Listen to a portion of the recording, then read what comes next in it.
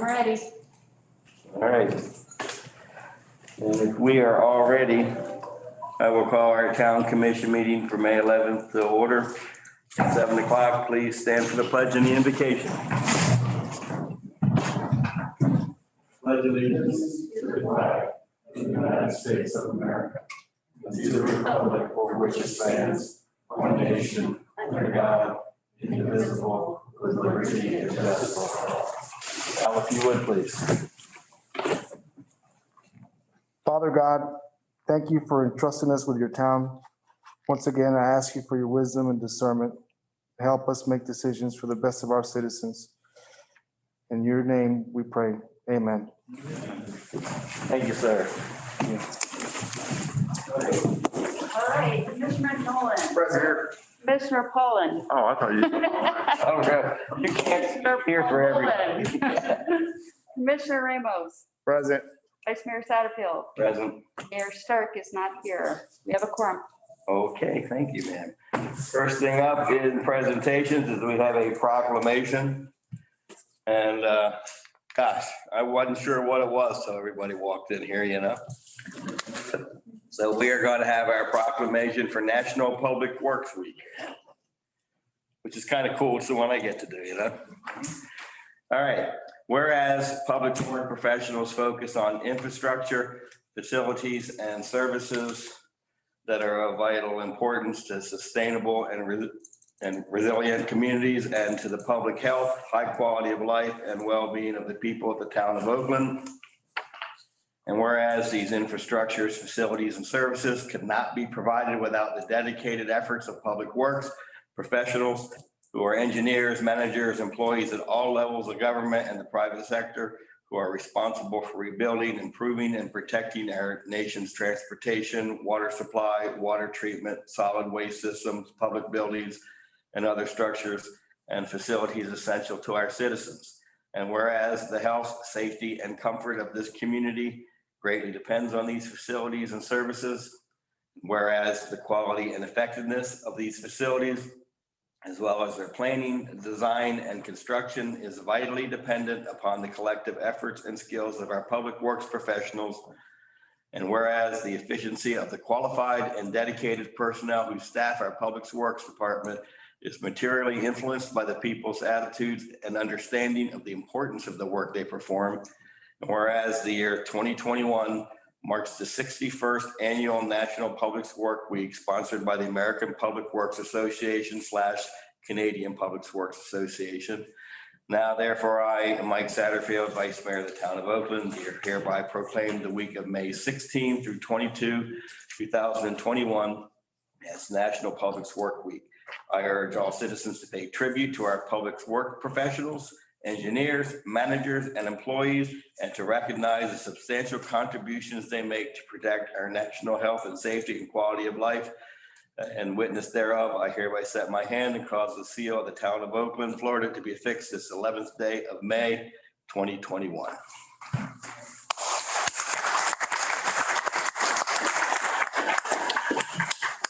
So first off, let me just say, I am not going to be quick. This is going to take a little while. So I have a few pages of notes so I can stay on track, as you can see.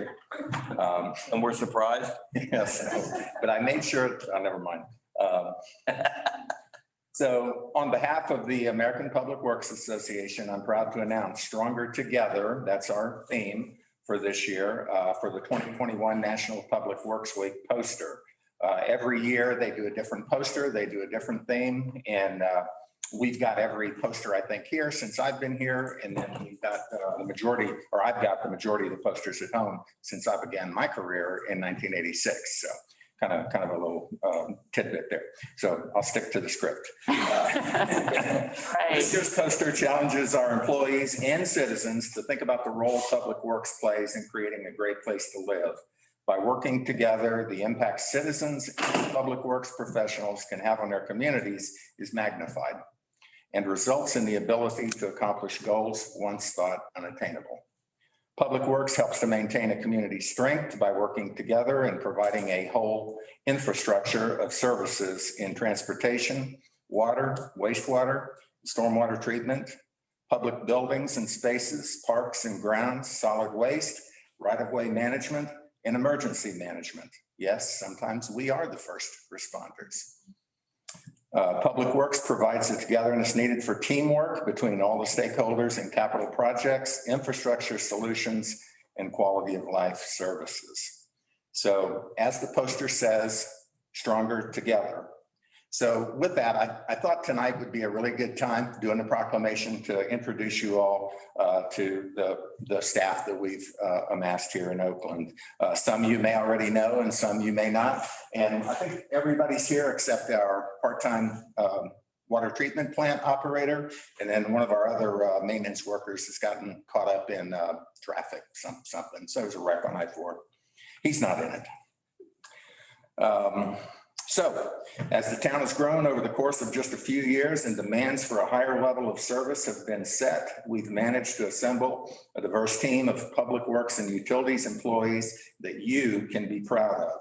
Collectively, we have approximately, and nobody wants to give their correct years, but 350 years of public and private work experience. That says a lot. That we bring to the town every day. Interestingly, when I first came to Oakland, as several of you were on the board then, nearly 9 years ago, the collective experience was around 45 or 50 years. So we've came a long way. So let's see who's first. And the guy who is first on my list is not here.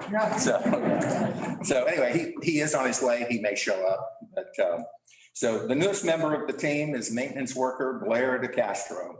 He came to us in December of last year. Originally from Trinidad, he has lived in Florida for 41 years. You're likely to run into Blair zipping all around town, performing the various duties he's assigned. So I wish he was here, but that's the way it goes. Next on the list, and you'll note that I'm going chronologically, and next on the list is construction supervisor Moritz. Do me a favor, just, yeah, there you go. And fresh from the Chicago area, as you can clearly tell, or road anyway. He went to his daughter's graduation in Ohio and just got back like 2 hours ago. So Ricky also started with us in December of 2020, same time as Blair. Quickly assimilating into the work group, he brings a wide variety of public works and utility skills to the team.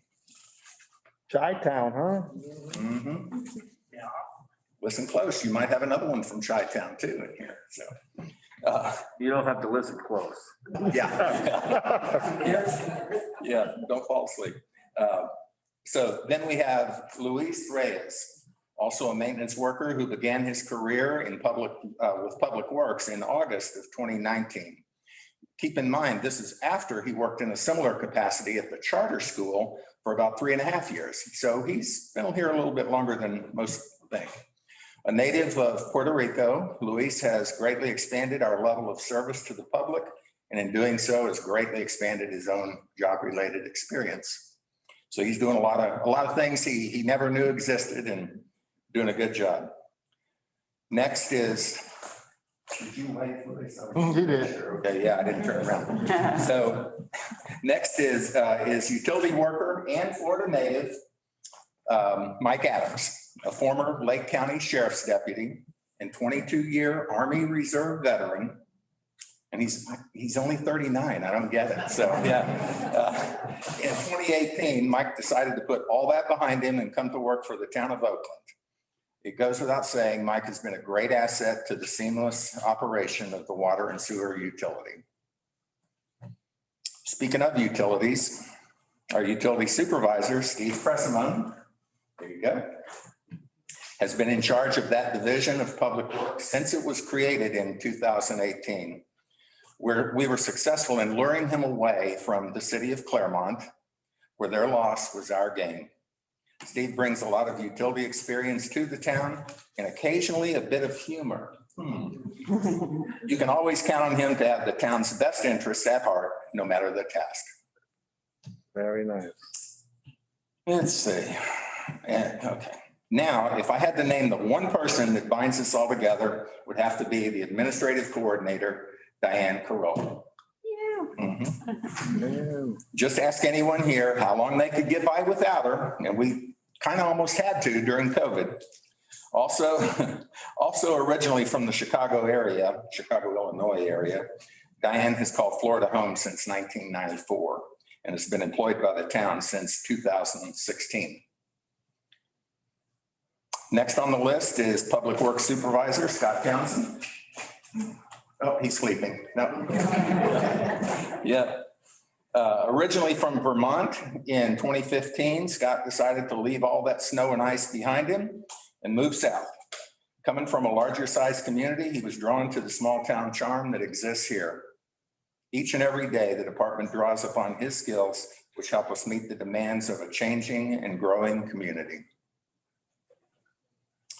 So now we get to homegrown maintenance worker, Adrienne Kaplan. For more than 11 years, Adrienne has performed the various duties needed in keeping the town running smoothly. From reading meters and fixing water line breaks before we had a utility division, somebody had to do it, and manning the clam truck during post-Hurricane Irma cleanup, you guys remember that, to maintaining our public parks and right-of-ways. Adrienne has done a little bit of a whole lot of different duties. He also has the distinction of being the longest running full-time employee of the department. Kind of cool. And although he could not be here tonight, believe it or not, part-time water plant operator Brad Fincher has the longest running history of working for the town. His great uncle, that's grandmother's brother, was the town's former water plant operator, Johnny Hobbs. Himself, a 34-year part-time employee of the town, he would ask Brad to back him up whenever he was unable to be here for whatever reason. Sadly, Johnny passed away in 2013, and Brad was brought on board as the replacement. Brad's full-time job is with Orlando Utilities Commission, where he's worked for 18 years, and he also had similar capacities in Ocoee and Winter Garden for a total of 29 years. Brad also has a distinction of being a Florida native. So, and finally, there's me. What can I say? Here I am. I work for the community, for the town, and its people. So with that, gentlemen, that's your Public Works Department.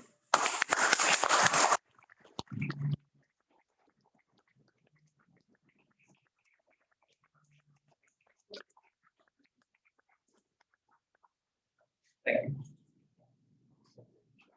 Very, very nice. Like, I would just like to say, before we get a picture, that in being here as long as I have been here, I have watched this go from one to what you guys have now. And we just keep getting better and better. We certainly, as well as the residents, because we hear from residents all the time about y'all's attitudes at work, y'all's experience at work, and just all around, there is not a bad comment, and that we really, really appreciate the work that you all do. Thank you. Thank you. Let's get a photo.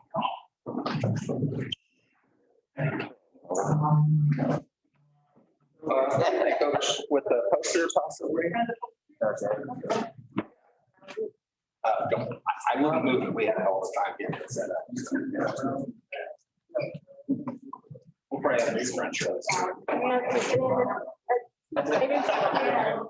have to do 2 rows. Can we do 2 rows? Can I get them? Yeah, sure. Okay.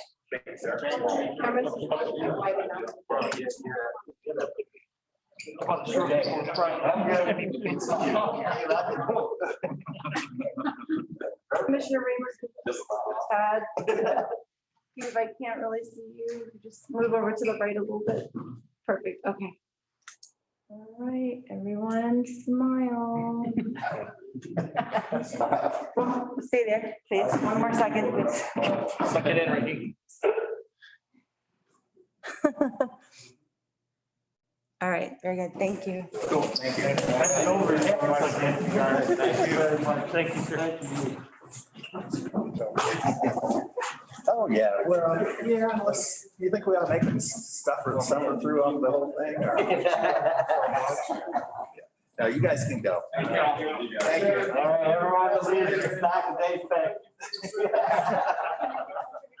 Mike, those are nice. Yeah. Thank you. Yeah, I started yesterday morning and just as the day, went by, I started different stuff, so. There you go. Thank you, Mike. I think the rest of the, well, are you gonna stay here, Mike? Oh, yeah, I got He has more to say. a packed agenda. Okay, so there we are on presentations. Now we're at public forum. Where if there's anything that is not on the agenda that someone wants to bring up, now is your time. Please keep brief. Do we have anybody in the audience themselves? About out here, do we have anybody out here?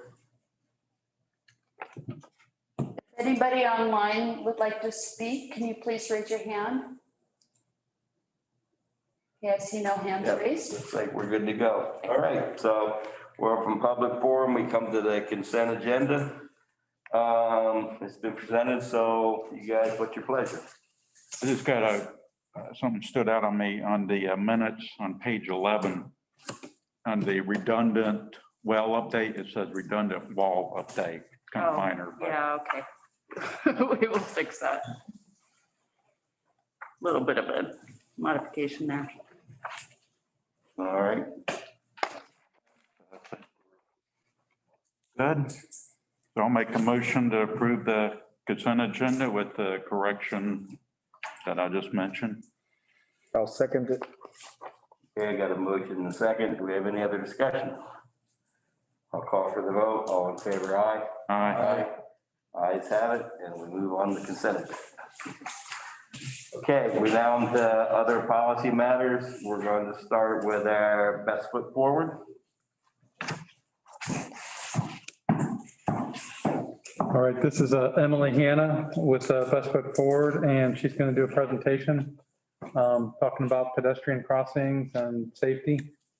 I'll turn it over to Emily. Thank you, Steve. Appreciate that. Good evening, everyone. My name is Emily Hanna. I am the Executive Director of Bike Walk Central Florida. We are a nonprofit advocacy organization that administers the Best Foot Forward pedestrian safety program that I'm going to talk a little bit about today. So next slide, is that how you'd like me to do that? One more time. Thank you. So I really wish that I was here talking about something other than pedestrian safety, to be honest. You guys are doing some great work in the city. You have a great bones for an old historic city. Your public works department is doing a fantastic job maintaining all of that. So kudos to them. They should get a whole year dedicated to the work that they do, not just a week. And I'm not just saying that, you really do a lot of stuff. But unfortunately, I am here to talk about pedestrian safety. And I really want to go into the reason why. And that's for the last 10, 11 years, we've been listed as the most dangerous place for people to walk and bike. Central Florida is known as the most happiest place on earth, right? We've got Disney. But unfortunately, we're also the most deadly for those vulnerable road users.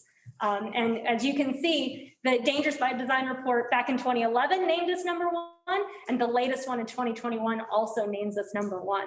So how do we go from here, right? So #1, why are we #1? And I'll talk about that. But then I'm also going to talk about how do we pivot and how do we get out of that dangerous by design context. So next slide, please. So part of the reason why we are the most dangerous is really 3 key factors. One, we're careless drivers. We really are. And I can say that for a fact. I've gotten a speeding ticket. I hope that others have as well. And sorry, Chief, don't catch me leaving. I'm not driving. No, just kidding. So we're obviously not always paying attention, right? Sometimes we're distracted by the kids in the back seat yelling, or the McDonald's that we just picked up and spilled in our lap. Or there's an alert on our phone and I must look at it right this minute, right? So a lot of times we don't necessarily pay attention to the periphery of our roads when we're driving. We also carelessly walk. As pedestrians, we see that the road is empty and I'm gonna go ahead and cross the road, right? There's no harm in that. I'm not hurting anybody and no one's telling me that I can't cross here, right? It's perfectly fine. But oftentimes by pedestrians crossing where they shouldn't be crossing, they're giving 2 things. One, they're telling other pedestrians that that's okay to do, and that's not okay. We have certain locations in which people should be crossing the road safely. Two, it also gives an unexpectation for drivers. They're not expecting to see pedestrians just crossing in the middle of the road. So oftentimes those drivers that might be paying attention might not see that pedestrian, and sometimes fatality or a serious injury can occur. So we can't carelessly walk. But all of this really boils down to careless design. I'm a planner by trade, so I can say that with some authority, that we have done a really poor job of prioritizing our most vulnerable road users in our transportation system. And hopefully by looking at this from a different lens, from a safety perspective and not of a speed perspective, or getting some people place to place in the fastest possible way, we've got to refocus on how we're incentivizing both people to walk and how we get drivers to pay attention to where those people are located. Next slide, please. And so Bike Walk Central Florida is created to essentially help advocate for those complete streets, for those pedestrian safety improvements, for bicycle infrastructure, and for trails. We love trails. I know you do too. And so that's really why we were created. We really want to be the voice and to help advocate for that type of infrastructure, both from a government perspective, but also working with the local developers as well. How can we incentivize them to do the right thing and build a product that people can walk and bike to? And so we do this through two programs, essentially. We do it through the Best Foot Forward pedestrian safety program, which I'm going to talk a little bit further in detail. But the other one I wanted to mention was our Bike 5 Cities advocacy ride. We have a 28-mile regional ride through Central Florida that showcases people where they can ride comfortably in their community. Oftentimes a great barrier to people getting out and walking and biking is that they just don't know where or how. And so we use the Bike 5 Cities or other types of cycling advocacy events to show people where they can comfortably help kind of take the greenness out of being a new cyclist and make them feel comfortable in their own community. Because at the end of the day, that's what we want, right? We want them to feel comfortable moving around however they see fit. Next slide, please. And so this is a little bit of a timeline of how we've grown to be the largest pedestrian safety program in the country. We started out with that 2011 Dangers by Design report, and the Metroplan Orlando, our regional transportation planning organization, along with the city of Orlando and Orange County, decided that they needed to do something about it. And so they formed the Pedestrian Safety Program and Coalition and launched that in 2012. They expanded that program into Osceola County and the 2 cities in 2017, and then again in Seminole County with their 7 cities in 2019. And then to date, like I said, we're the largest grassroots pedestrian safety program in the country, trying to change driver behavior and pedestrian behavior as well. Next slide, please. And so we do this by really utilizing NHTSA, which is the National Highway Traffic Safety Administration's high visibility enforcement guidelines. And so we use a 4-prong approach, a 4E-prong approach. We look at engineering, we look at evaluation, we look at enforcement, and we look at education. And we use all of those E's to help effectuate change. And I'm going to go over each one of those. I'm going to start with evaluation. So in the Best Foot Forward program, you're good. Hey, you're right on it. In the evaluation of the Best Foot Forward program is where we go out and identify a crosswalk in a community. And we say, how often do drivers yield to this pedestrian in this crosswalk? Do they just buzz by them while they're standing there waiting to cross? Or do they actually stop and allow that pedestrian to cross the road? And so we do this by collecting data. We actually send people out that represent the community to cross the road multiple times in a day, oftentimes 60 to 100 crossings at one location at one time. And we do this by measuring safely. We don't just want to put a pedestrian, just go cross the road, ready, go. We don't do that, no. We measure out the distance that it takes for a car to comfortably come to a complete stop and or yield to the pedestrian, and that's based on the speed limit of the roadway, not what vehicles are speeding or doing. We do that based on the speed limit. And we send the data collector, the pedestrian, out into the crosswalk, and they make eye contact with that car to make sure, is that car going to yield to them? Or if they're not, they're going to step back off that crosswalk because obviously they don't want to be injured. And we're often finding that, as you can see in some of our baseline data, 8 cars out of 100 yield to a pedestrian at Woodbury Road and Mallory Circle in Orange County. 4 cars out of 100 yielded on West Oak Ridge Road and Tampa Avenue. So you can see we don't really have a lot of drivers that know that it's actually the Florida law that you have to stop and yield to a pedestrian. They have the right of way in crossing locations. Next slide, please. And so with this data that we collect, we then analyze it and determine if there are low-cost engineering solutions that we could implement or suggest to our local government partners to implement to increase that driver yield rate, to get pedestrians to feel safer using that crosswalk, and to get drivers to realize that pedestrians are crossing there, so they need to be aware. Oftentimes, it could be something simple as new striping. It could be a new sign. We actually installed a stop bar in front of a crosswalk in Osceola County and saw a 19% yield rate increase just by painting a white stripe on the ground. It's really little in incremental changes like that that are going to make the biggest bang of your program.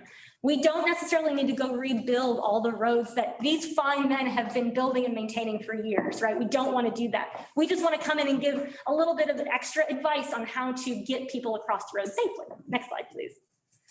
And so this is an example of how our influence has impacted one specific crosswalk in the city of Orlando. And this is Edgewater Drive and Shady Lane. And if you're familiar with this location, Edgewater Drive actually received a complete street project. They narrowed the lanes down, they accentuated the crossings, they put on-street parking on this road in 2012. And the yield rate in 2012 was, I believe, 25% when we first started monitoring this crosswalk. And so with additional enforcements, which I'll talk about in a minute, and additional countermeasures that we recommended, we were able to get that crossing to a 66% yield rate, which is still pretty low for an RFB, a rectangular rapid flashing beacon. But we're working continuously with the city of Orlando to try to make that yield rate much greater and to give the residents in this community the safety and comfort of knowing that drivers will yield to them if they step into that crosswalk. Next slide, please. So we do this throughout the entire three-county region of Seminole, Osceola, and Orange County, and we monitor roughly 60 crosswalks every year. And we do the same treatment to every single crosswalk throughout all these different locations. Next slide, please. So this is a really good video that shows and illustrates what our enforcement operations are like. So we partner with our law enforcement agencies, and they go out and do basically high visibility enforcement operations at our crosswalks, where they go out, send a pedestrian into the crosswalk, and they pull people over, ticket and or warn them. And I'll let this video kind of speak for itself. Can you turn it up? And won't go any further. Rescue David Daniel was on hand as a slew of drivers got out the hard way. Trying to make a point. Maybe the volume on the TV itself needs to go.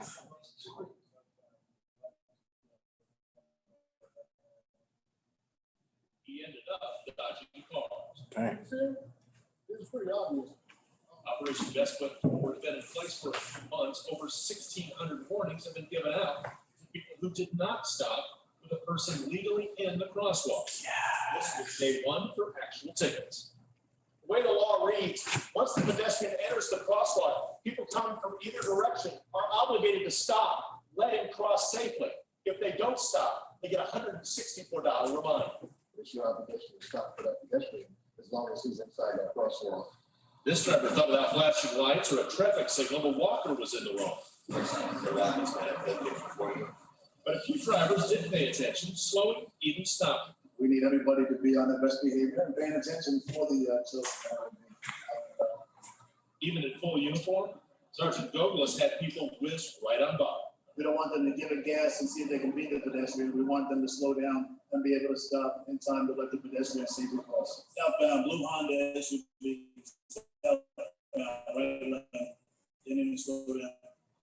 In an hour, at only 2 spots, cops wrote 64 tickets.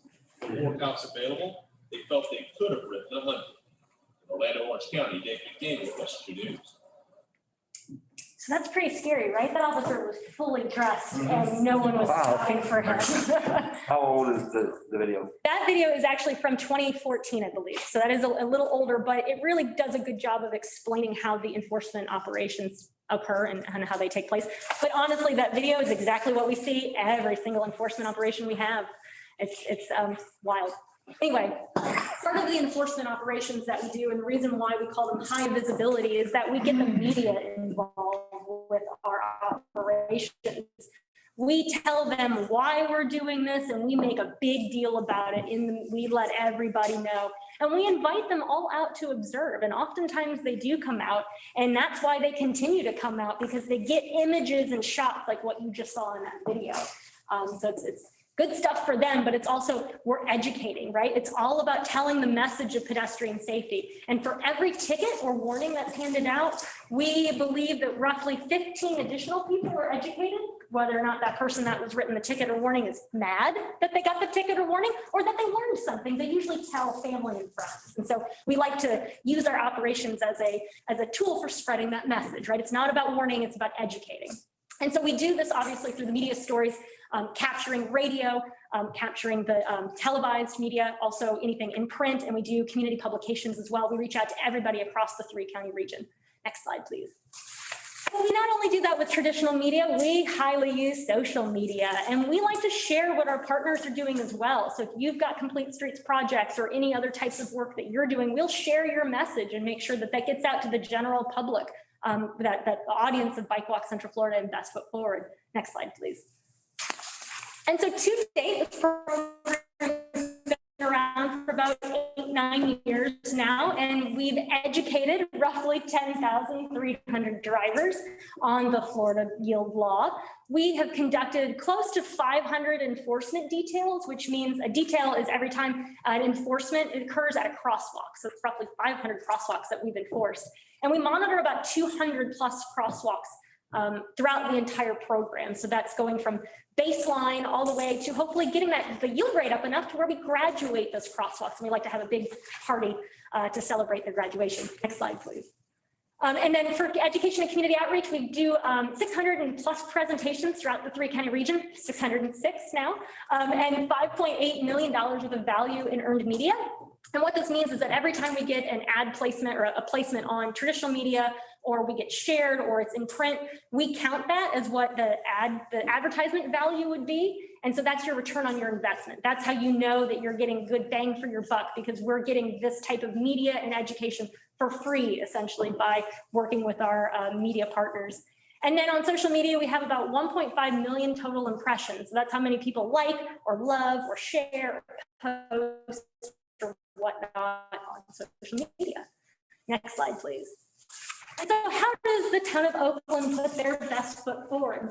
Well, first you partner with us in the Best Foot Forward program and participate and invite us to come out to your events, to come out to, if you have a National Night Out, we like to attend those. Any type of community events, regardless of whether or not we're a part of your program or not, we want to come out and share the message, because that's ultimately why we're here doing what we do.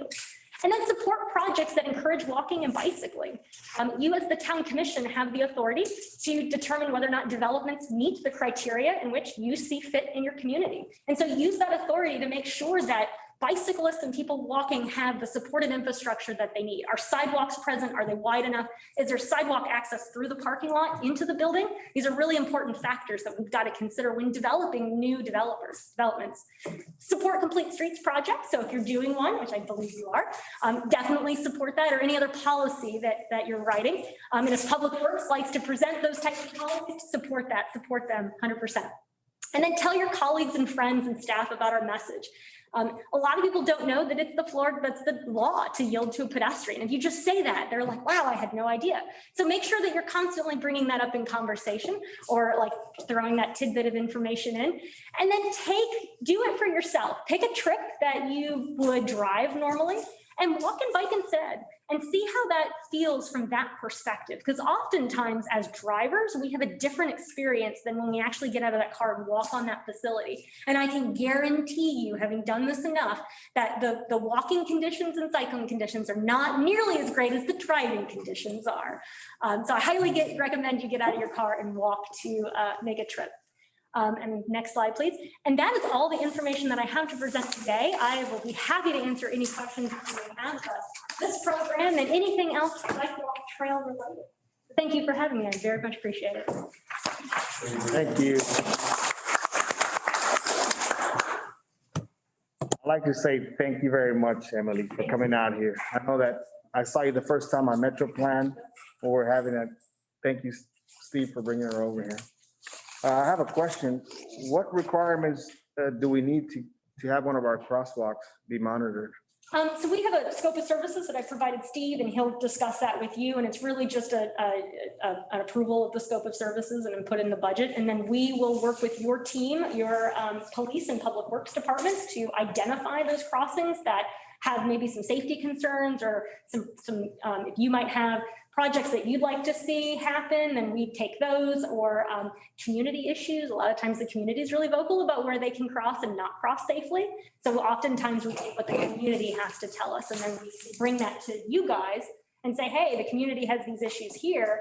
Do we want to put these in the program? We decide year one what crosswalks are in the program, and then every year we can kind of switch out new ones or graduate the ones that we've made improvements on. So it's just a kind of a continuous thing from there. I am all for making our streets safer for the people walking here in Oakland. I really am. I mean, that's why I wanted to encourage you to come over here. Thank you. And I'm saddened to even read about this grandmother of 5 killed here in Oakland, crossing the street. Thank you for coming. Absolutely. Thank you for having me. You guys, anybody else have anything? No, we know we need it. Yeah. Look, history, you know, I live on the other side, so all of them live over here. So we're still trying to figure out a way. How to cross. Eventually, yeah, that's the reason I don't ride my bike that much. I mean, I had a truck before, so I just put my bike in my truck and drive it over here.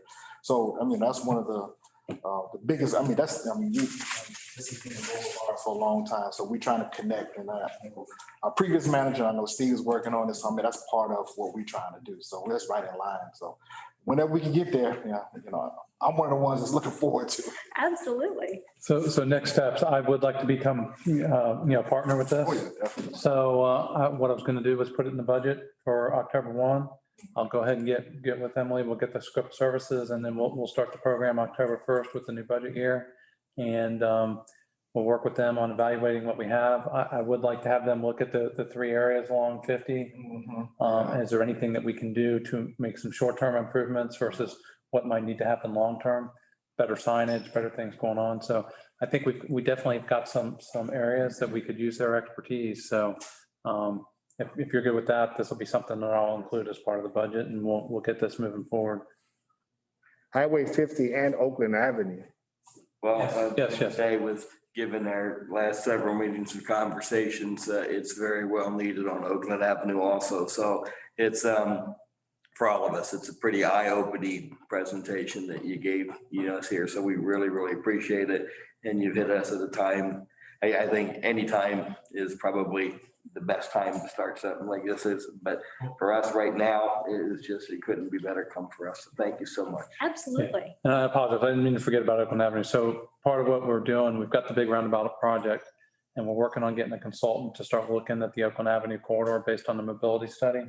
And so as we slot those projects, each one of those projects and intersection improvements will have this component of pedestrian safety. So to have this expertise working and our consultants looking at this along with the community, we'll have some future projects that we can work on Oakland Avenue once we get the big roundabout project completed. So I'm hoping to start getting those prioritized with the commission. And we do. We've got several, off the top of my head at Oakland Avenue, but we don't want to forget to, Hap's right, or Commissioner Moen's right. We're family. The getting folks across the street, and they're all part of Oakland too, and getting across Highway 50, you feel like you're like the old Frogger game. Yeah. So It totally bisects your community, and it's hard to really bring that together with having that major thoroughfare bisected. And so I think that there's definitely things that we can do. And I've got a lot of DOT contacts as well. So that, though, is not a road that maybe you can control. We can apply pressure to DOT to do the right things. They're doing the right things. It's just, like I said, it's the advocacy, right? We just want to make sure that they continue to do the right things, and we advocate for them making the next step above what they normally do. There are a lot of bike owners in the community, and mainly they just ride around the community. They're afraid to get out of the community. Like I said, I know I am. I've done it before in the past, and I stopped doing it. And I took this role. So prior, I was a development services manager in Castleberry. I did planning, development. I managed the CRA for a while, and I drive a big truck. and I put my bike in the back of the truck Yeah. and I drive myself to where I need to go bike and then I go bike and I put it back in the truck. I'm the interested but concerned cyclist. When I feel comfortable biking around your community, you've made it, right? Because I'm the type of audience that you're trying to get to come to your downtown through the trail. You're also trying to get kids to be able to walk and bike to school safely, right? Makes them healthy. That's kind of their physical activity. What about your senior population? 1/3 of the whole United States does not drive a vehicle. Yeah. We do not design, we design 100% of our transportation system for 2/3 of the population. But what happens to the other third that doesn't have that opportunity? And that's why we're here, and that's why we're the voice, and that's why you're going to make a great decision joining the Best Foot Forward program, because you are going to make that effort to put pedestrians and cyclists first. And having our residents know this too, if we could put it on social media, because a lot of people, after I heard you a couple of months ago, a lot of people I know did not know that you're supposed to yield for citizens at the crosswalks. They were like, what? Are we supposed to do that? So a lot of people are not educated on that. Well, and people get confused with people crossing in the middle of the street and people with crosswalks too. So, Exactly. you know. Exactly. There's a difference there. And we need to educate pedestrians, because a lot of times what you'll see, and Chief, I know you know this to be true, is you'll see a pedestrian stand there and the car will stop. They'll do the right thing. And the pedestrian will be like, no, go ahead. No, we can't. We're trying to get them to yield to you. You have to go and take that authority. So Yeah, the right it's way, yeah. pedestrians as well. Chief Peaks, I like to see you do a stunt operation undercover and pick one of our streets and Yeah, he's pretty good at looking undercover, I gotta say. So I'm off.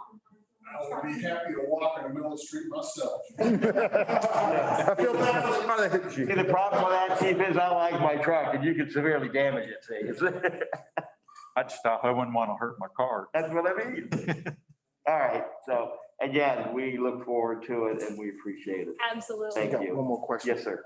Steve and Mike, are we still looking at sidewalks down Oakland Avenue?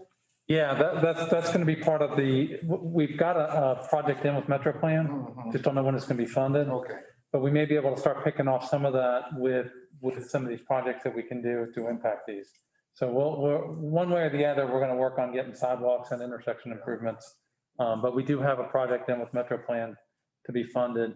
I'm just not sure where it's at as I far thought as. Jay found some grants one time. No, we don't have anything right now with sidewalks. Okay. So, But that's something we can certainly assist Steve Yeah. with, is determining the funding source for that. We work really Yeah. closely with Metro Plan Orlando, and we try to advocate for projects to move up the prioritization list, especially if there's fatalities or serious injuries around that intersection or wherever that improvement is being made. And we make recommendations based on site plans, based on the geometry of the road. We're able to kind of make those changes before it's actually built, and so that when it is built, it functions properly for every user, not just the vehicle and or not the vehicle. so yeah, we're looking at sidewalks, Oakland Avenue and Tap Street, Right. to connect everything. We are working on that Sadler Trail extension along Sadler that'll bring it out to Tap Street. That'll be coming sooner than later. That's something that was in the budget for this year. But like I said, we're gonna go through this process with looking at Oakland Avenue and prioritizing these intersection improvements through that mobility plan. And then with the money that we have in impact fees, we can start prioritizing what the commission wants to do, which intersections are most important, and then start working on those. And then we can start connecting in between the intersections and just working this way through. I don't know that we're going to get one big chunk of money to do the whole corridor, but we can start working our way through the Oakland Avenue corridor and making those improvements. So I'm hoping to bring that back, sooner than later. The current crosswalk, the infrastructure's up now. Those beacons are up. We're probably going to turn those on next week. We still don't have that little trail connection. I am been emailing the state and working with them, as well as Pulte, and hopefully in a couple of 3 weeks, we'll have the easement document so that we can finally get that thing connected. But we are going to work on making sure that that's a safe crossing and going ahead and getting those lights on, and because people are using that. Good. So, Okay. And just for point of observation, by a show of hands, how many people here would look at her and say, that's a big truck driver? Again, thank you. Thank you again. Okay, so that was very interesting. That very much was, so thank you. Next is alternate water, and Mike, I'm guessing that's you? Wow, that's tough act to follow. Forget it, Mike. There's no. So I mentioned earlier that one of the employees was unable to come, and but he did anyway. He got out of the traffic jam. Blair, come on up here. Come on up here. Yeah. Oh, On the spot. So if we could go back just for a second. So this is maintenance worker Blair Castro. He came to us in December of last year, originally from Trinidad, as I mentioned earlier. He's lived in Florida for about 41 years. So really a Florida native by this time. You're likely to run into Blair zipping all around town, performing his various duties. So anyway, I wanted to put a face with the crowd and the crowd to see the face. So thank you. Blair. Thank you. Thank you for coming. Thank you, Blair. Thank you. And Mike, when you get new people, bring them in. well, we had COVID, and all that crap, and it was, it's been what, 3 or 4 years since I did this, so it's good to get. But you're always welcome to bring your new folks in. Please, we encourage that. Yeah. Okay, so alternative water. So for the town has been working for more than 15 years and getting a portion of our irrigation demands removed from reliance on the high quality drinking water to a lower quality water source. I know a lot of this is, you've heard this before, but I just want to impress it again for the folks in the audience. We don't have any citizens here. So first recommended in 2001 and then required in the compliance criteria of our 2006 consumptive use permit, which was issued by the St. Johns River Water Management District, and in all subsequent permits. This has been a challenge, to say the least. So reclaimed water or sewage that has been processed to standards acceptable for use in irrigation is really not an option. You may recall when we were doing the sewer initiative, we went around to all the treatment agencies. Nobody was willing to give us reclaimed water back. As a matter of fact, Claremont said it was a deal breaker if we kept asking. So we're on our own. They were either too far away, cost prohibitive, and or the various treatment providers simply did not want to provide it. That left stormwater reuse only. What happened? Somebody not on mute. I think it's Becky. So that left stormwater reuse as the only reasonable choice. Several small-scale projects have been proposed since 2006. You may recall Larry Roberts had one out here on State Road 50. It died on the vine. There wasn't enough water. We looked at doing the FDOT ponds down here. That still may happen, but it's 2006. It's been 15 years. So anyway, they were small and they could not have had a major impact on our overall water use.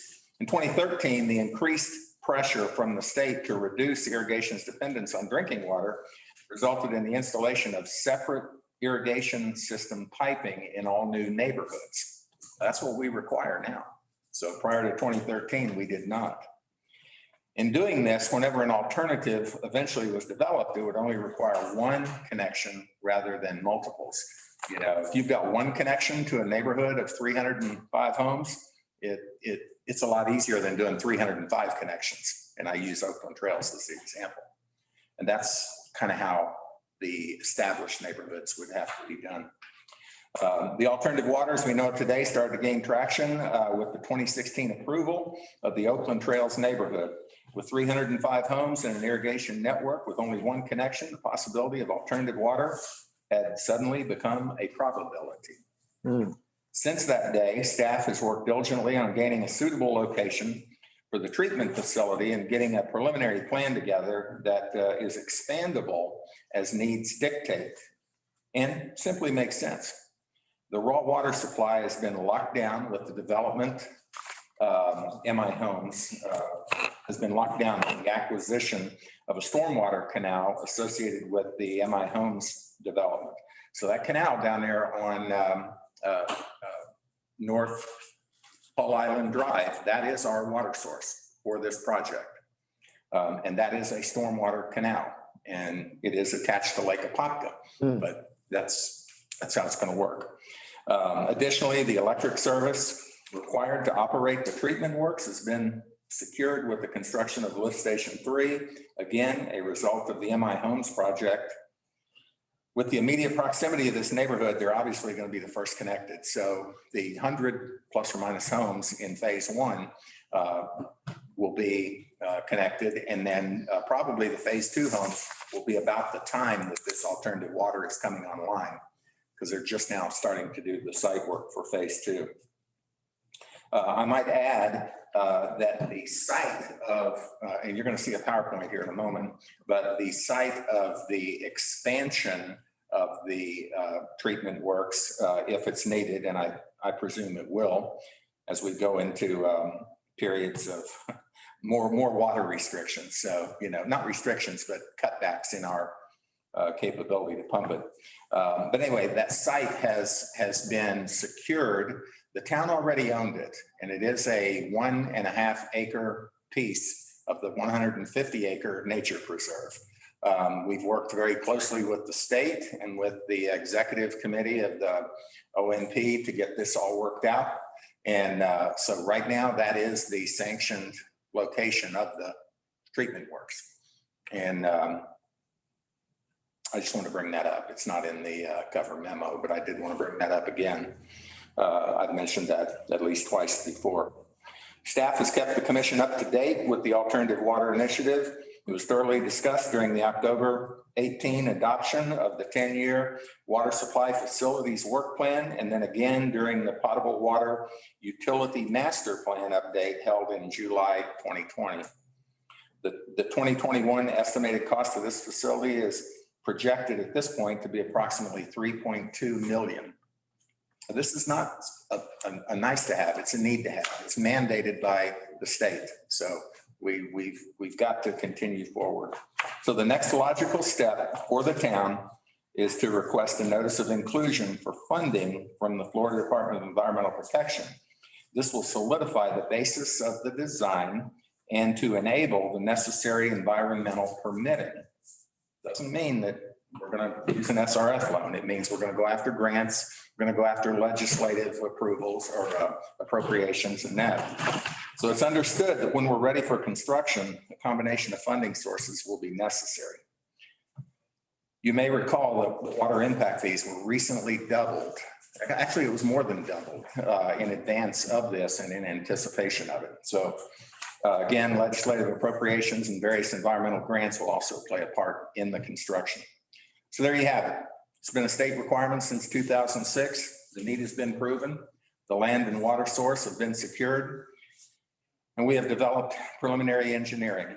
We've updated impact fees to support it. Now's the time to move on to the next step. The notice of inclusion must be submitted before October 1, 2021 to be considered, or we must wait another year.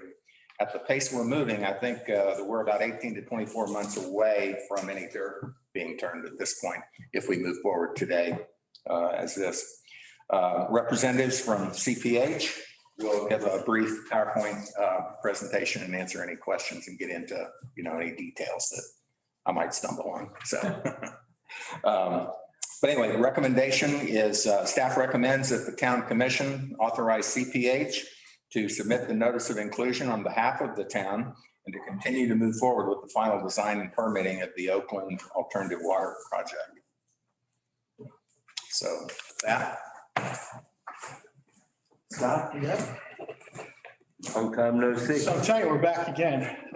Scott Bryant's with CPH, Orlando office. I brought today a project engineer, Kayla, and project manager, Robbie Gonzalez. Robbie will be doing the presentation for you. I just wanted to add that Mike's touched on it, and every time we come here, we stress on, and I know you all know, but Recently, the Water Management District finished their regional water supply plan.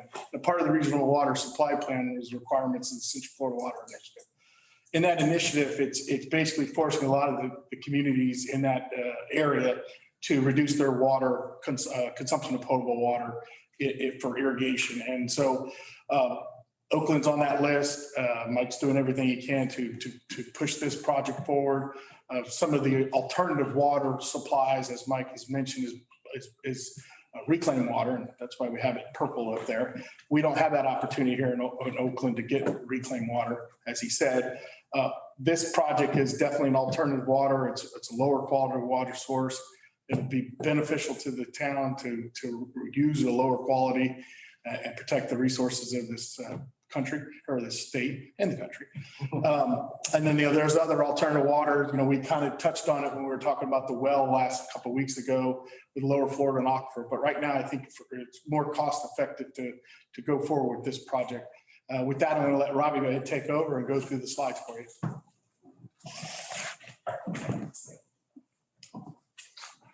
Thank you, Scott. Thank you, commissioners, for having me this evening, and ladies and gentlemen in the audience. Again, my name is Robbie Gonzalez with CPH Engineers. I'll be serving as a project manager on this. Ms. Kayla Locke back here, she'll be the project engineer. So she actually was instrumental in putting together this alternative water supply facility report for y'all.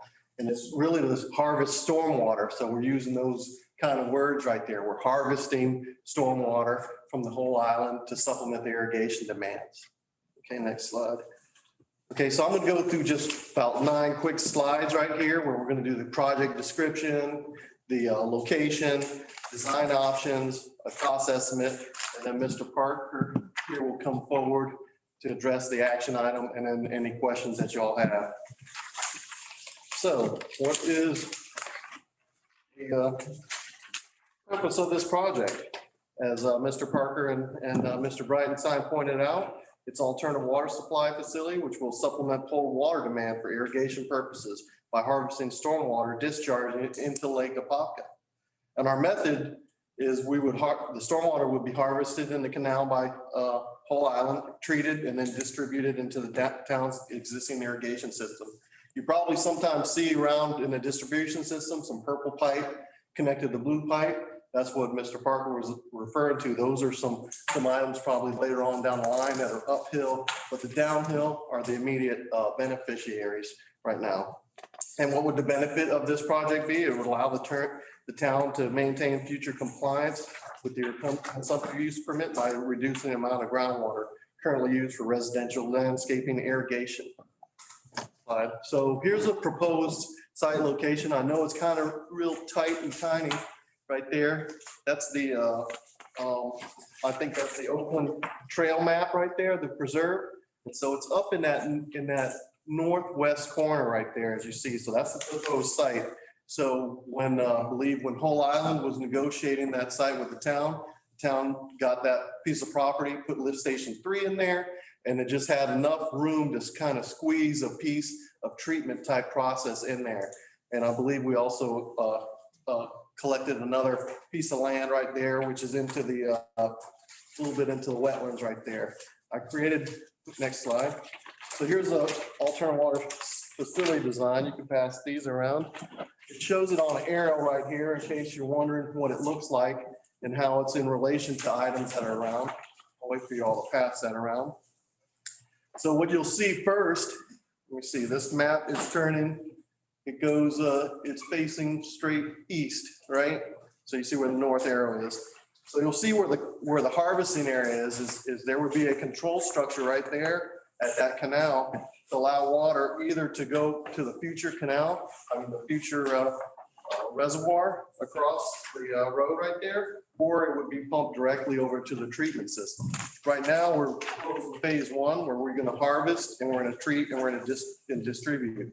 Phase 2 would be when we would implement, the field work to dig out that area. It's like a 1 acre site right there. It looks like one of those DOT ponds is what I'm kind of showing, but as you get into it, you can actually put different features in it and actually make it into a feature of your Oakland preserve potential in the future for education, for water conservation, and water treatment, because the things that we're going to have at this treatment facility, they won't be dangerous, you know?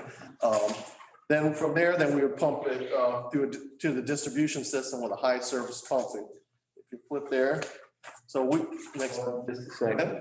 For you guys, as interesting as this is, feel free if you want to leave. You do not have to stay for this. I have some magnets that I was just gonna distribute after the meeting, if I can. You're more welcome to stay. I just didn't want to leave, I wanted to give you guys some goodies. We just wanted to make sure. A lot of times what's interesting to us isn't very riveting to everybody else. And I'm sorry, I didn't mean to interrupt you. That's fine. Stuff so that your public works guys yield to pedestrians. Stuff Perfect. Those on those cards. Thank All you right, guys, we'll take care appreciate of it. that. Thank All you. right. So if you just flip to, this is just a general, the facility design, just a general components that we would have, just really basic, the control structure, a pump station, if we're pulling out a pond or a pump station to the filters. That's why we put in red the pond right there, because that's a future element right there. It would go through traveling, it's a disc filter type system, which I'll show you a photo of in a minute. Then we go through chlorine disinfection. Then we have a chlorine contact clear well, about 30 minutes of chlorine contact time through that. I believe we're going at 1,000 gallons a minute, right? What's the And then- purpose, can I, you mind if I ask a question? What's the purpose of chlorinating the water? Well, as part of this, we actually have to remove total suspended solids, so you gotta have a turbidity. So you can't have that, and that could clog up heads on filters. And next thing, then you gotta have a disinfectant in the water as well. Just at that point right there. They'll send it in a distribution system. It's not like potable water where you have to go out there and test in a distribution system, but it would also improve the sprinkler heads from getting clogging with algae, things of that nature. So that's the purpose of the chlorine, is to prevent that. And then, you know, you wouldn't have as much clogging on the sprinkler heads, and you would be able to, you know, save energy on your Prevent pumps. algae buildup inside the piping also. Correct, yeah, so stay fairly clean that way. And DEP requires. And DEP requires it, yes, sir. He's correct, he will, All the details there. so he's gonna bust me anytime. And then we tied into the distribution system. I believe we're looking at about 75 PSI to start off. That actually sizes those pumps so we could get it actually up to the hill to distribute it around the city. So that's how those pumps will be sized. So you go to the next slide. So this shows a plan and profile view. And as you can see on the section right there, which is the lower, you'll see the filters where it would come in. They're about 8 feet tall. They're what they are is right now, we're just planning just for one right now to kind of master plan this site. And it would, they're about 8 feet tall, and they have like 2 moving parts. All it is, it's a rotary, and all it does is just turns and water just passes right through there very passively. And whenever they need to backwash, they have like a backwash pump. So they just got 2 parts that they got to maintain on that. We also have different areas where we add a disinfectant. So if that's, you know, if we're clogging at the screens, we could apply chlorine to prevent that from clogging right there. And we would have a disinfection after the high service pumps if we want to maintain a residual in the distribution system, or if you want to do, you know, a pre-chlorine flush out in the distribution system for any growth potential that occurs out there. How often do you have to add the chlorine or someone adding it? Oh, you do it continuously. We'd have to maintain. Yeah, when the pumps come on, yeah, the chlorine will come on. It's like a water plant. Yeah, so it'd be a constant rate. Very, like you said, when a pump come on, if it's coming on at say 1,000 gallon a minute, and I need to pump in, say, 10 gallon per hour. I know I'm going big numbers, but yeah, that's a lot. But it would just come on at that steady rate. The operators would go check the residuals, and they'd kind of adjust it. I believe the minimum that they need to have is 0.5, I believe. And Parts per minute, 0.5 parts per minute. million chlorine, yes, sir. And then What's our potable? 2 or something? That's the furthest point is 0.2. 0.2. You can't go no higher than 4 leaving the plant and 0.2 at the furthest. Right now, we leave the plant. We've got a chlorine analyzer at the water plant. It runs about 1.5. Yeah, and that's typical of all Central Florida plants around here. They typically, potable water plants, they typically go out at about 1.5. So you At could, this facility, it'll leave at 1. Yeah. Minimum 1. Yeah. And that's a combined or a total residual. This is a pretty, we won't get into the plant. yeah. So then the next thing that we did right here is then we drop it into the clear well. That would be buried like 10 feet into the ground right there. What we were trying to do was minimize the visual impact. And also we're using the gravity because, actually those filters, you'll see a photo, you could actually bury those filters partway, but then the tank would have to be even further submerged, or you'd have to repump. That's another piece of equipment you need to maintain. So we're trying to put very simplistic instruments, very simplistic components in here. So operators, people could see how it's operating, and you can actually maintain it very, very easily. And then in front of it, you'll see where it goes into the high service pumps. Those are vertical turbines there. And then we kind of screen the whole facility back from the road with a building. I believe it's like maybe 12 feet tall is what I have in there. That allows, if they're doing any electrical conduits in there, we're not like burying conduits underground. We could come up overhead whenever we put enough space in the height of the building. So we could go like that. Next thing. So these are some reference photos. So you'll see up there in the top left-hand corner, that's over there at the intake structure at Winter Garden right now. So as you can see, they have a weir right there on the canal. They actually have a fountain feature in there as well. The fountain also will help keep the water that's in the pond for the future. It'll keep that water fresh. It keeps it aerated. You saw the things that happened here in Central Florida and Seminole County. It's been on the news with fish kills and whatnot, but starved of oxygen, or if the water subsides and flips over, you have that potential in there. So they have these added features. It's an aesthetic feature, but it's also helps the environment as well. We're gonna have that too? I can't say that.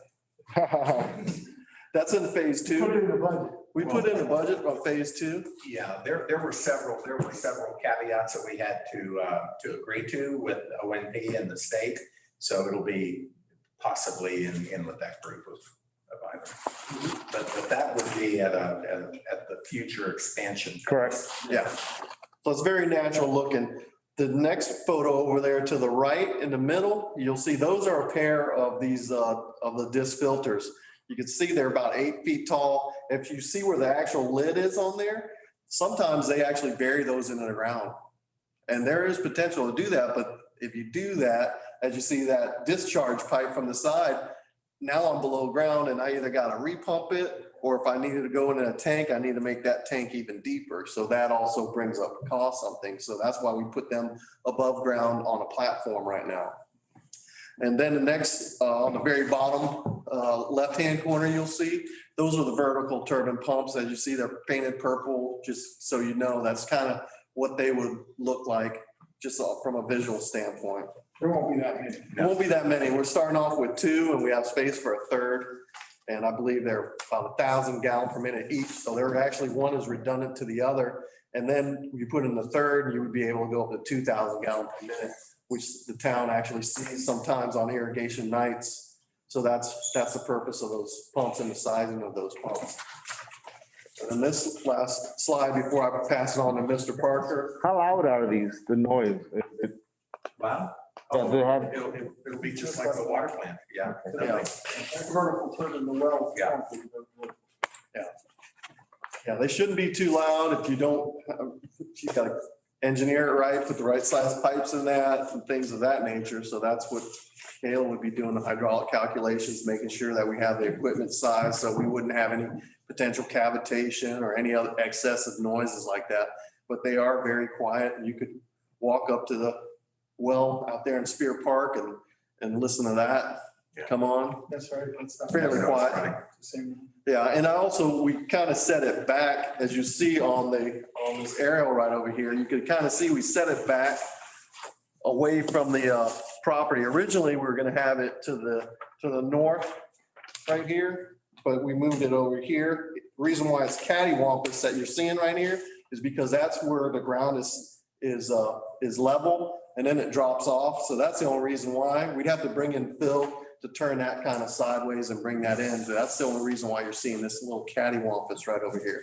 And you could also, value engineer some of the fittings out by turning it that way. But what is that? Okay.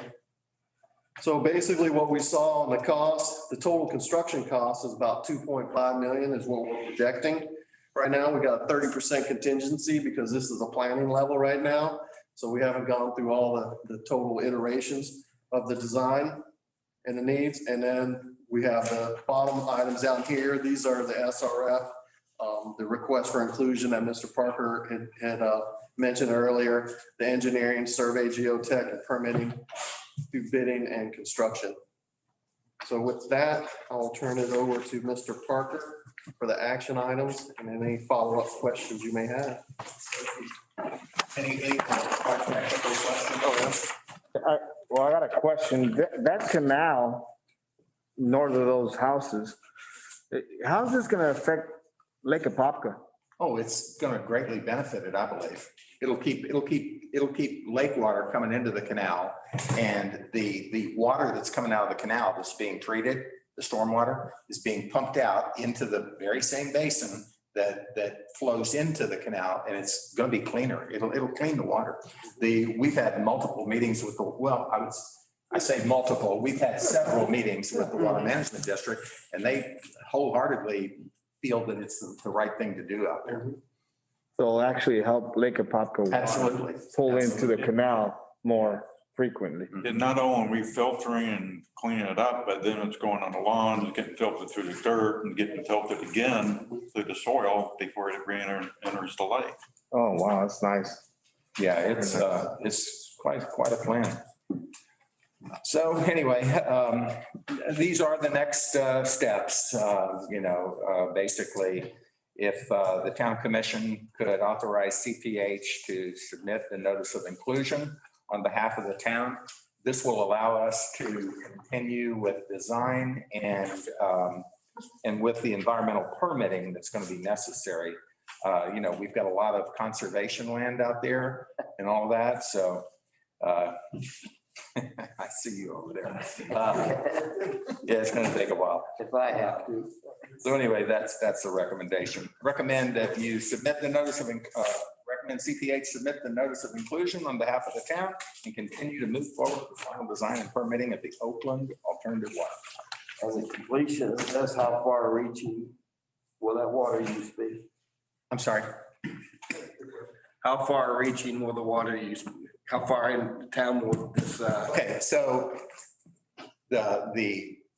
we're going to construct the plant first, and then the immediate area, which is the Hull Island MI homes, those 150 plus or minus, I think it's plus houses there are immediate connection. And that, literally right there, there's hardly any money being spent on conveyance. From there, we are negotiating easements to get us over to Oakland Trails. That's the 305 homes. So we're down to about one major easement that we need to get, and then we'll be there. Then, an alternative, I don't know which, we know that MI Homes is going to be first. We don't know what'll be second, third, whatever. I believe that it will most likely be Longleaf and the Avenues. All of these, we've compelled them to put all irrigation on a separate line. So it's just one connection. Okay. Very easy. They're ready to go. They're ready. And the irrigation systems off of those purple pipes into people's lawns are already. Wow. So it's just a switch over, really. Good. So is the Oakland Trails already? Yeah. That was the first one. Oh, yeah. Mhm. So the individual homes has a separate irrigation meter, right? What's the rate that's going to be charged for this water compared? Commissioner, a gallon of water is a gallon of water in my mind. I don't see the rate is going to change. We won't know until we've had this in operation. I wouldn't even want to speculate. Yeah, we'll have to go through a rate study like we do with the water. but don't expect it's going to be a big difference. It's probably going to be very similar to the potable water because you hear the investment is 3. Yeah, right. That's what I'm wondering. But it's better overall because of our, consumptive use permit. So I think, coming east to Jefferson.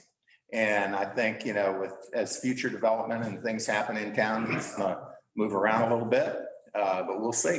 Okay, cool, thank you. Are we telling this story? I mean, that's something, this is something great, when it comes to Lake Apopka, just the environment and all. Yep. Are we telling this story? We're getting to that point where it's time to start telling it. We've gone through the planning, getting everything in place, knowing that we can do this. I've already had somebody from Longleaf contact me. I told them that we'd be coming to the commission soon. I don't know if they, but yeah, we are going to be telling the story. This is that point where we're now taking the concept and actually, putting it out there. So, yeah, it's time to bring this up. So. And for the record, I've been riding around since last time, looking at those designs, just the mayor brought it up. And so I've been, every time I go someplace, I'm looking to see what it looks like. So. Yeah. Well, out at Oakland Trails and Longleaf and MI Homes, you'll see a big backflow comes out of the ground. One side is blue, one side is purple. That's the irrigation backflow and connection and all that right there. So one connection point. Don't have to tear up any streets, after that connection point. So. Well, I like how Commissioner Pollen told the story. So how it works. So I'm good. Any other questions? And we're happy to meet with y'all individually if you have further questions or something. So. All right. Somebody spit out that mouthful. All right, I'll make a motion that the town authorize CPH to submit the notice of inclusion on behalf of the town and to continue to move forward with final design and permitting of the Oakland Alternative Water Project. I'll second it. Motion in a second. Do we have any other discussion? Call for the vote. All in favor, aye? Aye. And it passes. So thank you all very, very much. Thank you. Appreciate you guys. And gal. CPH again. We like the sound of that. I swear to God, Scott, you're like the bad penny that always comes up on heads. But Mike was presenting me all about the public works. I said, well, he didn't add me in the utilities. I've been here for 14 years. So. Yeah. You guys, well, a lot of you were here now. I was gonna say, the only thing I can tell you, you gotta stop scolding these people when they're up here giving a presentation now. That's right. Well, thank you very much for allowing me to be here. You guys take care. Thanks. Just to kind of put a bug in your ear too. So when we start working on our legislative appropriation for next year, we either need to pivot from wastewater to this project or have 2 projects in next year. And we need to kind of talk about how we go about that strategically. But I think this is to that point where we need to look for some funding, and it needs to be one of our legislative requests. I would even go further and say we might need to have 2 projects. Just have both described. Because I know water infrastructure is big nationwide. Exactly. So it may be a different pool of money that may be coming from feds for this as opposed to the state or, through it. But I think from what I'm reading and hearing, it's another pot of money just for infrastructure and water, broadband, and something else. I missed it, but I know water and broadband. I even got on my notes that I was on a call on Monday. So that's a big.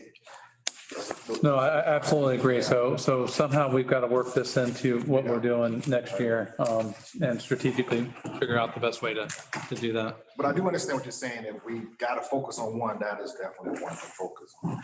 I just thought of afterthought technical question. Too bad this guy's left, but maybe you know the answer, Mike. So the solids that we filter out and then clean off the screens or filters, where do the solids go to? What's your address? No. I was gonna say, your house. The beauty of it is those solids have to go to a public-owned treatment works. We have the lift station right next. Oh, I did see it. It goes to Claremont and they'll accept it. Very nice. Perfect. So we put a lot of effort in, a lot of thought into this too. So anyway. I'm glad. I did read that. That's now you said that down. Yeah. We're reading that, yeah. Well, the mayor be pleased, right? Yeah. Okay, next on the agenda is public hearings, and we got our first public hearing of ordinance 2021-06. Ordinance number 2021-06, an ordinance of the town of Oakland, Florida, adding a new section to chapter 42, health and sanitation, town of Oakland code entitled burning and clearing of lands for construction or other reasons, creating a local exemption for town-owned lands, and providing for codification, complex severability, and an effective date. I'll keep this brief, just a couple slides. So the purpose of this ordinance is to, is the fact that the town currently has no ordinance in place that prohibits burning. And so an ordinance will give the town control of burning activities within the town limits. So right now, and I ran into this just here recently, somebody, they asked if they could burn. I said no, but they've got the approval through the Forestry Service to burn, which is the current process. And they went ahead and burned on the site. So this will give us a little more control from a town standpoint. Next slide. So the existing state regulations, this is again regulated through the Florida Forestry Service, and we would not preempt that or usurp that in any way. They still need to follow all the guidelines and regulations of the Forestry Service. Activities that require burn authorization. The following activities require burn authorization from the Florida Forest Service: agricultural burning, silvicultural burning, land clearing, pile burning, acreage burning. Requirements include, but are not limited to, setbacks from roads, occupied buildings, houses, and exemptions from yard waste. The town's code, proposed code references compliance with the state requirements, but would require them to get a burning permit for land clearing activities with a construction project. Comply with the State Forestry Service. Burning is permitted between 9 a.m. and 1 hour before sunset, back at least 1,000 feet from any occupied building. Protection of residential uses, avoid any and all discomfiture from smoke. This would give the authority to approve these. It would exempt lands owned by the town of Oakland. We do prescribed burns through the Forestry Service, and we have a burn boss out at the nature preserve. So this would exempt any activities with that. And then the recreational, people with their fire pits and stuff would be subject to reasonable safeguards. So it's just a simple ordinance just to give us some control of some of the burning, especially associated with development. We had the issue with the apartment complex and the ash and things that happened there. So we could at least control some of that and work through some of those kind of issues in the future. Yeah, we had it down at the end of Briley too, a few months back, same way. Down at the end of Briley at Jefferson, we had it. Yeah. They were actually bringing stuff in to burn it from somewhere else. Yeah, so this would, again, they'd have to get permits and we have at least some control over what's going on, timing and notice, because some of the burning's been going on and we haven't even been reasonably noticed. But again, they've gone through the Forestry Service and gotten their permit. Okay, and that's how that happened. Now, it was mentioned that the Lakeside Church did it right, underground burn, or what was that they did different? They dug a pit and they actually burned it below, and they burned it at a very high temperature. So they did do a good job with that, but I had huge concerns with it because of the proximity to Highway 50 and the proximity to the school. Knowing what we had gone through with the one next to Longleaf. So this gives us the opportunity to at least review those plans and make sure that they're doing. But that was one that I had huge concerns about, but that actually ended up working very well. So looking for just the recommendation is that the town commission approve this first reading of this ordinance 2021-06. Anything else? I'll make the motion to approve ordinance number 2021-06. Second. Okay, got a motion in a second. I don't think we need to open the public since it's the first. So, we have any other discussion? Call for the vote. All in favor, aye. Aye. Aye. Motion carries. Okay, I want to make a comment about this, that I would like for this to be posted or on social media for us, because a lot of the residents in Longleaf requested this when the Avenues Apartments was burning. And I want to let them know that we heard and we actually, did something about it. I feel. Yeah, we can, maybe after the second reading, we can put something up and, that it's been approved. Correct. cool. Okay, we're down to town manager reports. I just have a couple things. Business after hours with the chamber is going to be a week from Thursday in the evening. It'll be in this building, and we're one of the sponsors. If anybody would like to go, please let Elise know.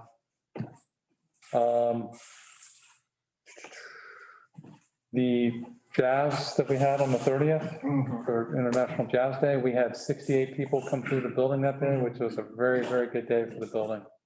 Oh, I got the email. I'm just thinking you already talked about this. I apologize. I didn't get the email on it. Yeah, that's awesome. So that was, and so I'm looking forward to these Friday afternoons doing the music. I think it might, it gives people a destination, gives them a reason to come out to see the building. And I think it'll really help with the attendance and overall, I think it's going to be a good thing. So we do have a couple more coming up the next couple months already. Happy Musicians have reached out, so Good. we got some diversity coming on the next two. So yeah, cool. Yeah, we got some good stuff. So, And then They get their own food. yes, Okay. more rooster. That's what they call 'em. the last thing, the mayor forwarded this to me, and I think you all were all on the distribution list. There's a safety meeting in Ocoee. Commissioner Larry Brinson is hosting a safety meeting. I didn't know if anybody was interested in going, or if you'd like me to attend to take notes and see what the discussion's about. It's on the 27th at the Lakeshore Center from 3 to 5. So, like I said, I think you all were on the distribution list, and like I said, I can plan on attending, and I didn't know if anybody else was interested. It's just a round table discussion, and it's got Apopka, Windermere, Ocoee, Winter Garden, Orlando. But like I said, I can plan on attending. I will not be here. I would love to be there, but yes, I would like for you to be there. I'll plan on being there, but any of y'all, you should have gotten this directly. Just go ahead and RSVP if you are interested in going, and I'll just plan on going. What day of the week is it? I think that's a Thursday or Friday. Yeah, I think it's a Thursday. That's right before Memorial Day weekend, so I know I'm away. Yeah, it's Thursday from 3 to 5. So, like I said, I'll go ahead and RSVP and plan on attending, and please feel free, anybody else that wants to attend, but I think it's worthwhile to have at least one representative there. My government likes Thursdays. They gotta know it's my hardest day at work.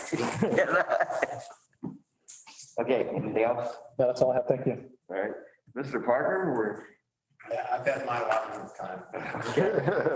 okay, we're down to our reports. Sal, we'll start with you. I'm good. I have nothing to report.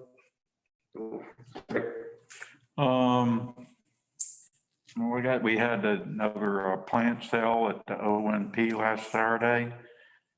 Went well. Actually raised a little bit more money than we did the first one, and they didn't sell out an hour and a half or whatever like they did the first one, but they had a lot more plants this time. But they went real well. And this morning I attended a dedication for Glenn Burns at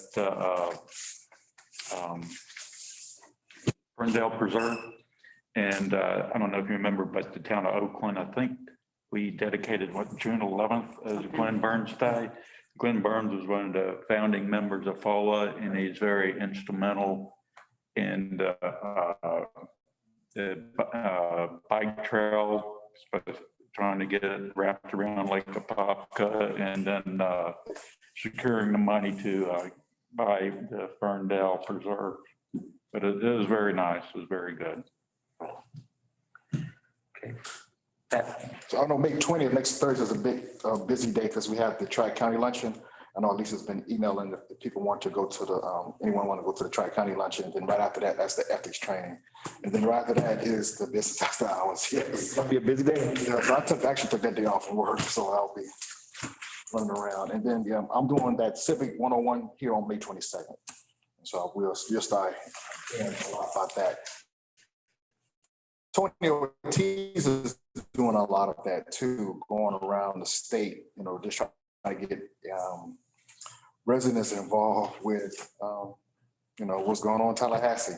And there's a lot of noise going back and forth, whether you RD it's all about just us communicating with them. And I was, Steve, are you going to bring it up about the home-based business? Yeah, I sent that out to everybody. Right, yes. And yeah, so the League of Cities is lobbying for the governor to veto the home-based business. And it will have some significant impacts to towns and cities and neighborhoods, the neighborhoods within those towns and cities. So I sent the information out, and I think the Florida League of Cities is doing great with what they're trying to do to advocate for us. Did we want to do our own letter though? Yeah, that's what. Because they're posting individual letters, they're consolidating them to hand to the governor, and they're also. I'm fine with that if that's something we want to do. Or just use that same letter that they're using. I think the FLC just wants to know, I think by this week or next week. They want to know soon. Yeah, because they have like 7 online right now. Okay. 7 individual letters? Yes. Okay. I think the ask is if we want to use their letter, we just have to, just put our name on it, I believe. Yeah. Can we make our own letter? Yeah, we can. Yeah, some of the cities have done their own and some are very similar, so Send me a copy of it. Like to read it. I can draft something up. Yeah, you want to do that? Yeah, that'd be fine. More personalized. Yeah.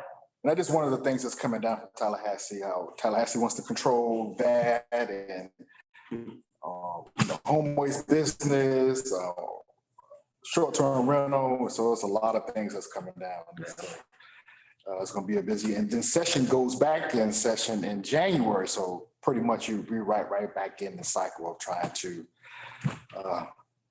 have some discussions. But I know we don't have a problem here, but statewide we do have issues, or just other legislators that are really pushing the state to take over what's going on a local level.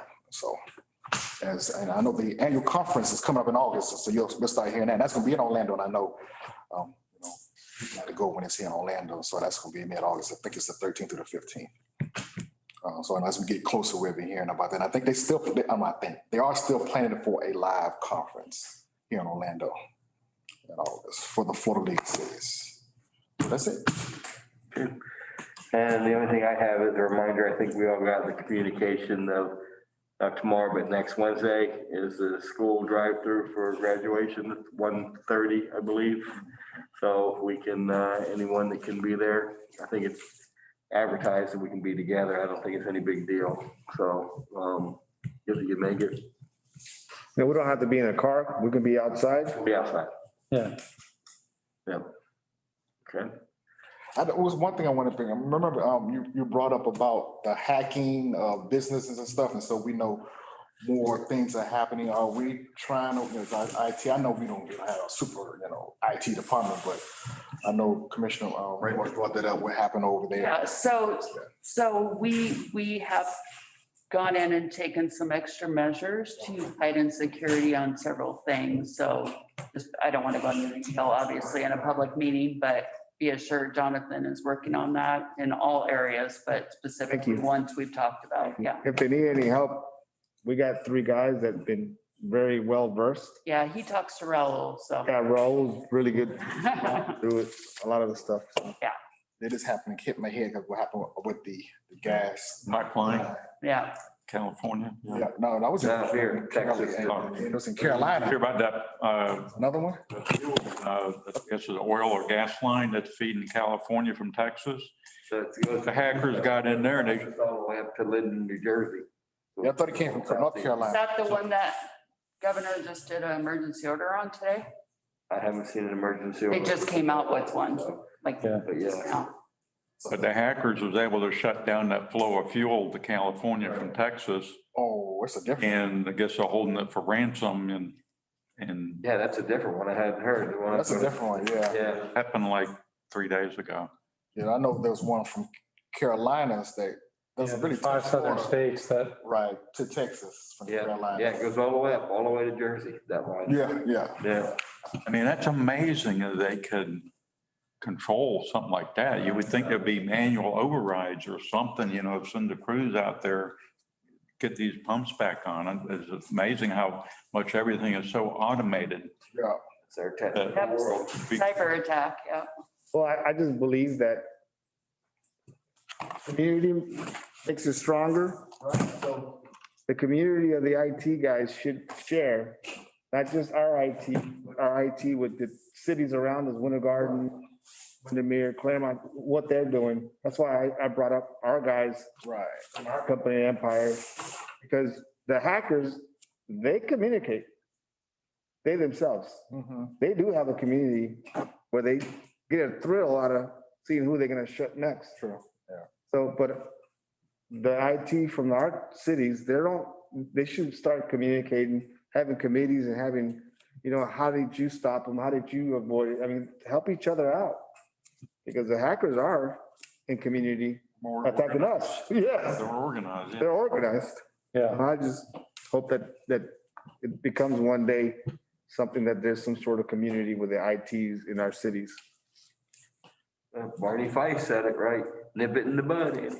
I got a question, Steve. The meeting is this Thursday, the public meeting on the apartment proposal? it's the public meeting, it's been noticed like a number of times. It's Thursday night, there's a 6 to 7 session and a 7 to 8 session. I believe there's about 34 people signed up so far. Are we allowed to? Yeah, absolutely. Okay. I just wouldn't sit together or anything, but yeah, it's a public meeting. It's not our meeting. And is there a limit to each? How many is each session limited to? 50, okay. Capacity of the room here, basically. 50 on each, 50 to 6 to 7 and 50 to 7, 8, and you got 34 total so far. Yeah, 24 in one and 10 in the other. Okay. Which one's got the most, the 6 to 7? Okay.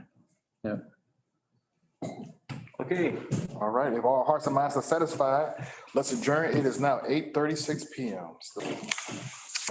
great, thank you much. Thank you, everybody. Awesome. Good stuff, good stuff, good stuff.